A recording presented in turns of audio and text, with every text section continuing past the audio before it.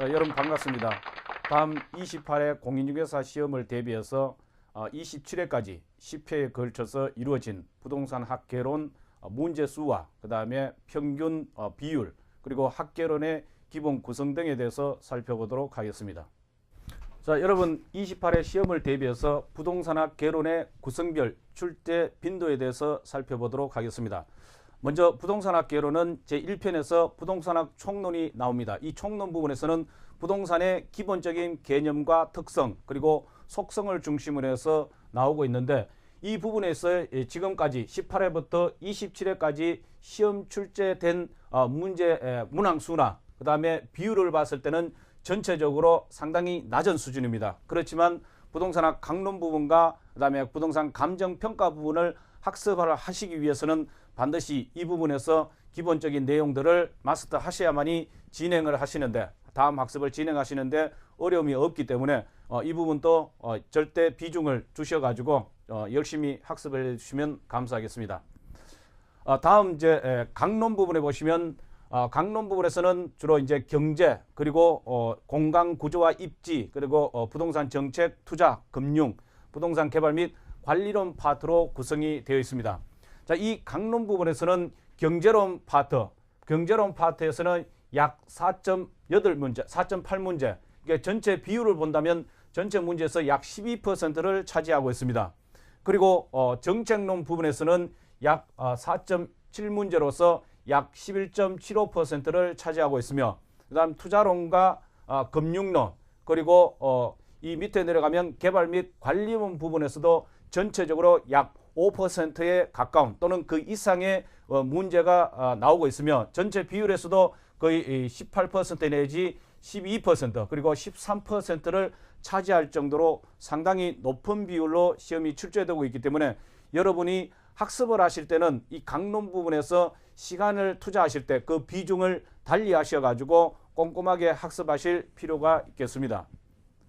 그 다음 3편에 넘어가면은 부동산 감정평가론 부분입니다. 이 감정평가론 부분에 들어가면 감정평가를 하는 데 있어서의 기초적인 이론 그리고 부동산의 가치 이론과 평가 방식인 3방식 6방법에 대해서 학습을 하시게 되고, 이번에 바로 발표된 부동산 가격 공시에 관한 법률과 감정평가 및 감정평가사에 관한 법률 그리고 한국감정원법이 제정되어서 시행되기 때문에 이번 시험에서는 이 기초이론이나 가치이론, 평가 방식 외에 이 세 가지 법률에 대해서도 새롭게 구분되어서 개정 내지 제정이 되었기 때문에 이 부분에 대해서도 전체적으로 2문제 내지 3문제로 출제가 될 것으로 예상이 됩니다.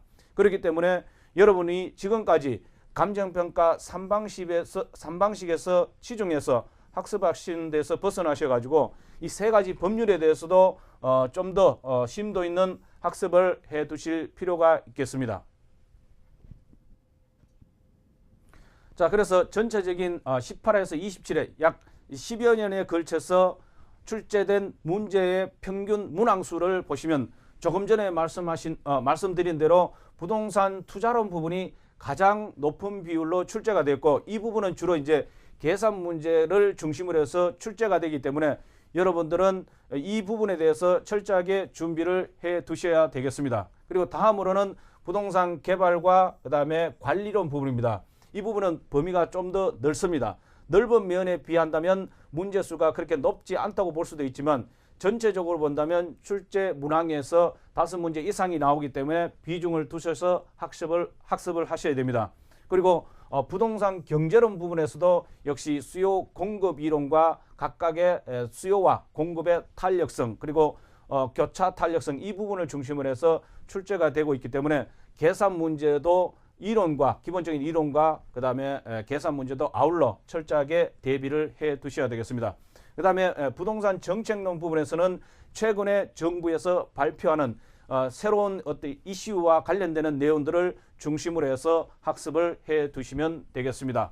그 다음 조금 전에 말씀드린 대로 감정평가 3방식을 중심으로 해서 주로 감정평가 부분에서는 출제가 됐지만 이번에 감정평가에 관한 감정평가 및 감정평가사에 관한 법률, 그 다음에 한국감정원법, 부동산 가격 공시에 관한 법률에 대해서도 새롭게 개정 내지는 제정이 되었기 때문에 이 부분에서는 지금보다 비율이 좀 더 높아져서 적어도 2개, 3개 이상의 문제가 출제가 될 것으로 보고 있습니다. 그렇기 때문에 이 부분에 대해서도 이번 시험에서는 다가오는 28회에서는 좀 더 비중을 두셔야 될 것으로 보고 있습니다.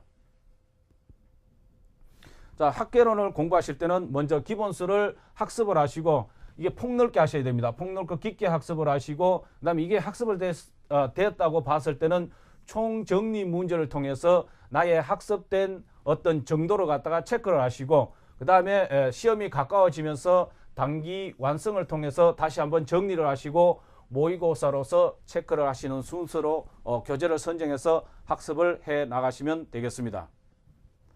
그 다음 무엇보다도 여러분이 학습을 하실 때는 용어의 정의를 명확하게 내릴 수 있는 것이 상당히 중요합니다.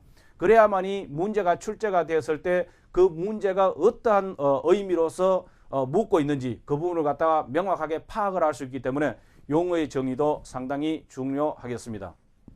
다음에 이제 기본서와 동영상을 함께 활용한다면 효율적으로 학습을 할 수가 있습니다. 특히 학습 초기에서는 기본서를 중심으로 해서 폭넓고 또 깊이 있게 접근하실 필요가 있습니다. 자, 이 학습을 하실 때는 기본서 같은 경우에는 정독과 동영상 강의를 최대한 활용하시는 것이 학습 효과를 높일 수 있고 또 학습 과정에서 또 이해하는 부분과 그다음에 이해를 못하는 부분을 갖다가 명확하게 구분하실 필요가 있습니다. 그래서 이해를 잘 하기 힘든 그런 부분에서는 포스트잇 같은 걸 이용해서 구분을 해 두실 필요가 있고 또 실제 시험 문제에서 어렵게 느끼는 것은 학습하시는 학생분들, 즉 수험생들의 공통점은 계산 문제가 어렵다고 느끼게 됩니다. 그렇기 때문에 이 계산 문제에 대해서는 별도로 정리를 하셔가지고 계산 문제에 대해서 적응할 수 있는 연습을 하실 필요가 있겠습니다. 그 다음 어려운 부분에 대해서는 반복 학습이나 아니면 경록 홈페이지 나의 강의실, 그 다음에 저자 교수 상담실을 통해서 어려운 문제를 갖다가 질문을 한다든가 반복 학습을 통해서 해결을 하시면 되겠습니다. 그 다음에 출제 빈도를 고려해서 출제 빈도를 반드시 고려하셔가지고 학습 비중이나 아니면 시간 할애를 하신다면 좀 더 효율적인 학습을 할 수가 있고 이를 통해서 결국은 합격의 지름길로 갈 수 있다고 판단이 됩니다.